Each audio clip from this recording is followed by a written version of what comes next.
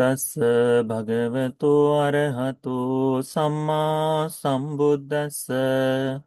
नमो तस् भगवतो अरहतो सम्मा सम्बुद्धस्स।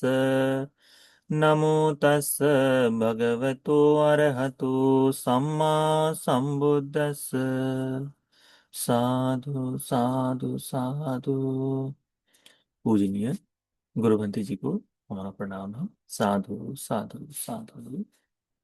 श्रद्धावान उपासक उपासिकागण अभ्यास करेंगे निदान वर्ग का, निदान संयुक्त का। आज हम लोग अभ्यास में ला रहे हैं तत्तीय चेतना सूत्र, चेतनाओं के बारे में तीसरा सूत्र जो है। ठीक है। श्रावस्ती में ही भगवान बुद्ध जी ने इस धर्म का उपदेश दिया था। भगवान ने भिक्षुओं को आमंत्रित किया और भगवान ने कहा भिक्षुओं में धर्म का उपदेश करूंगा।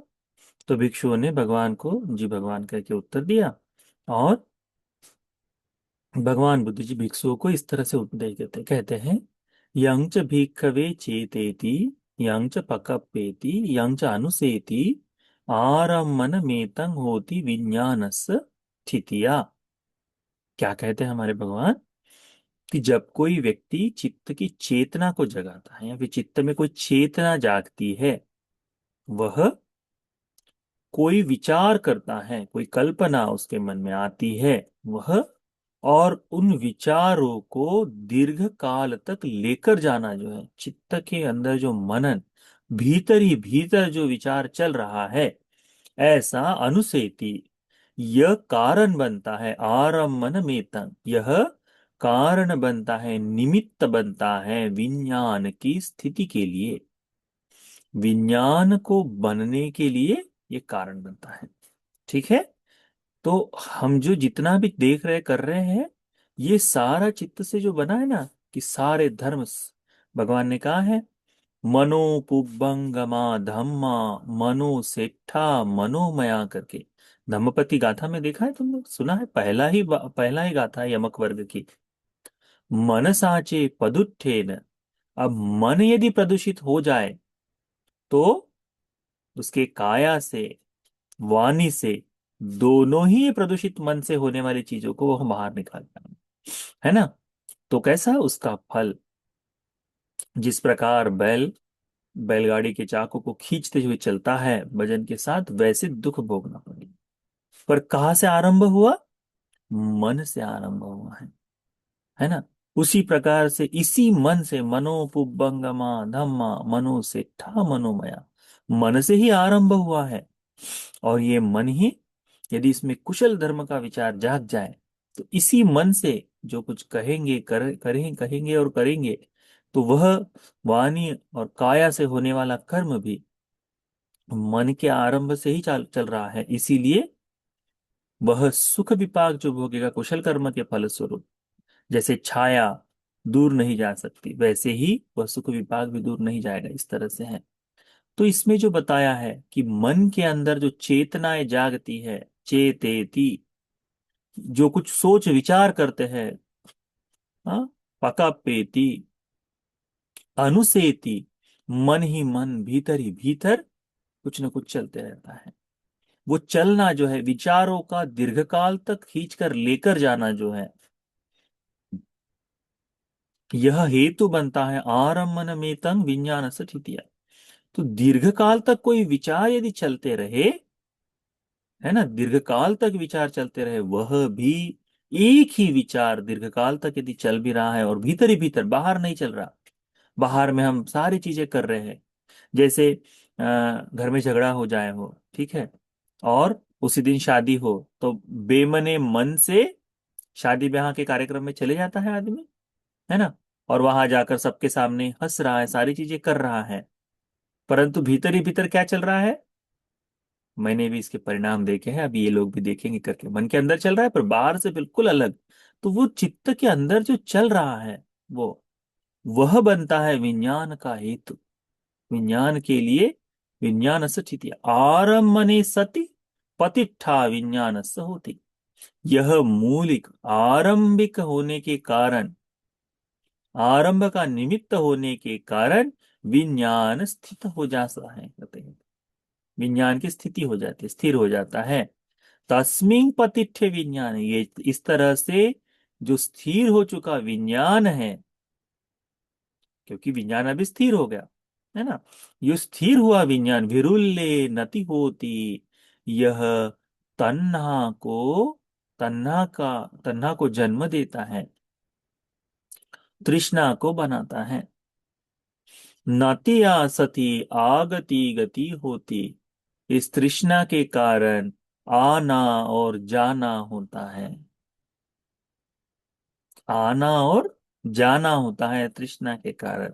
आगति गतिया सती च्युतुपपातो होती, इस आने जाने के कारण ही सत्व का जन्म लेना मरना ये चलते रहता है।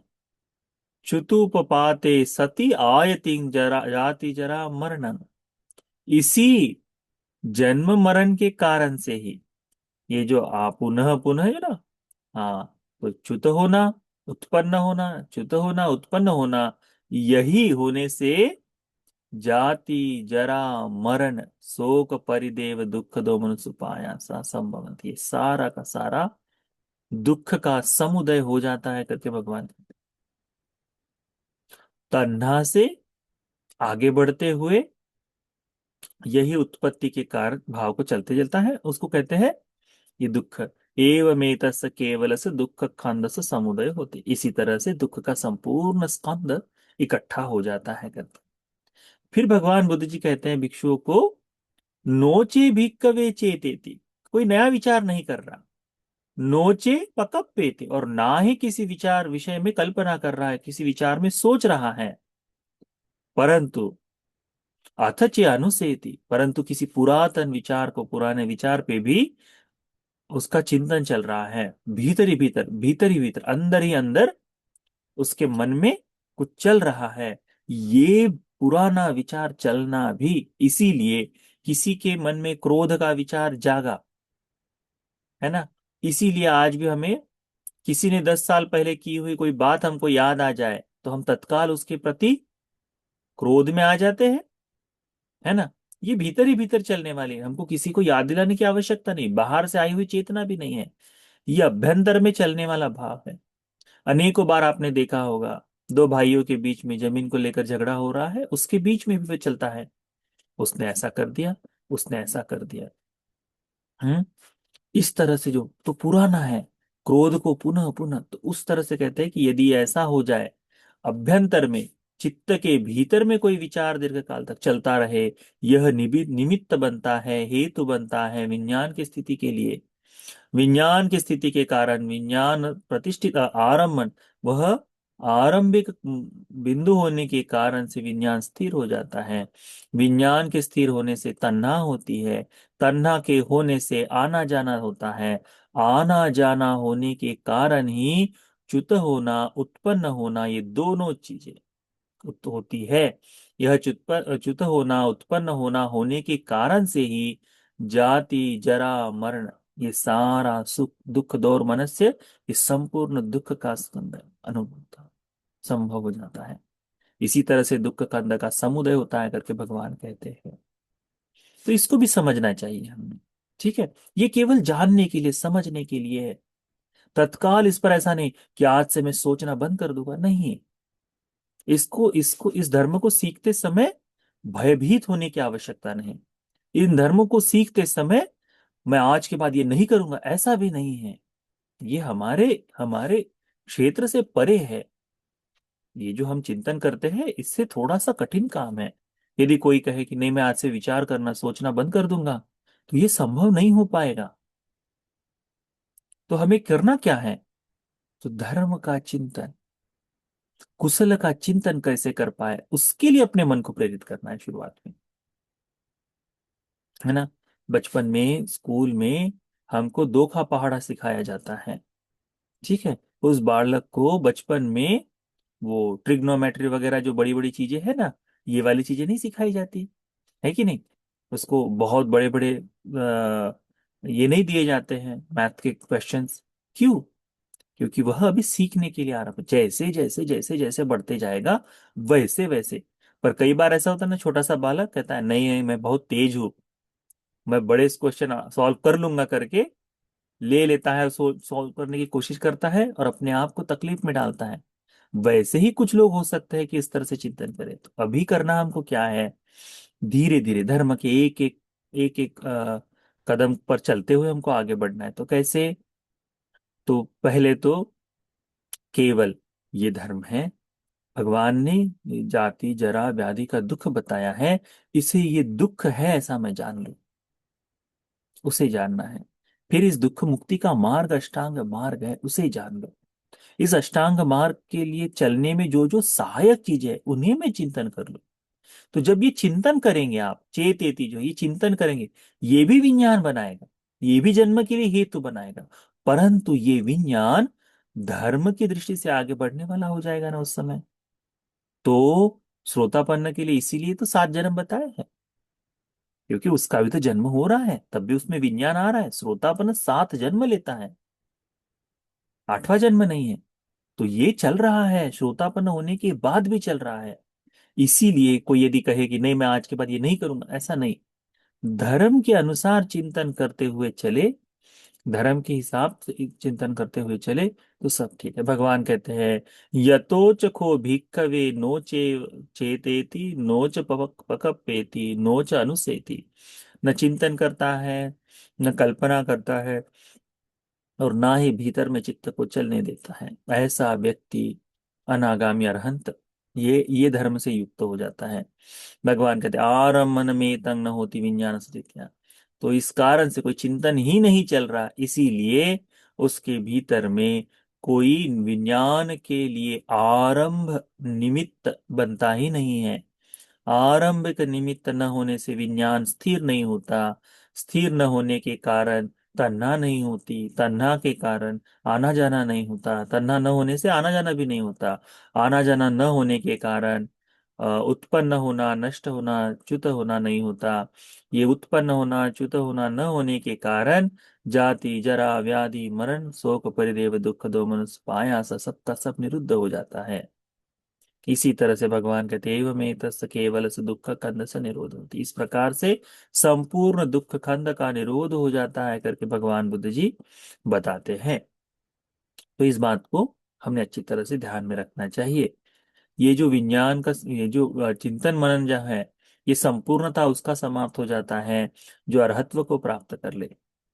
अरहंत व्यक्ति के चित्त का भाव है यह कि उसके मन में कुछ नहीं, उसने भोजन कर लिया बस, अब उसके मन में उसके आगे ये तीखा मीठा ऐसा वैसा कुछ नहीं, वही तक सीमित है। उसने कुछ देखा देख लिया मात्र, सुना सुन लिया मात्र, उतना ही होता है, उससे आगे उसका चिंतन मनन नहीं। तो विज्ञान ही नहीं बनता, विज्ञान न बनने से आगे का धर्म, आगे की जो जन्म के लिए हेतु बनना है वो नहीं हो पाता। तो इसी बात को हमने ध्यान में रखना चाहिए, और धर्म का अभ्यास एक एक कदम रखते हुए धीरे धीरे आगे बढ़ते हुए हम लोगों ने करना चाहिए। ठीक है, तो इस सूत्र को याद रखो। यह है ततीय चेतना सूत्र। ठीक है, पहले सूत्र में भगवान ने बताया था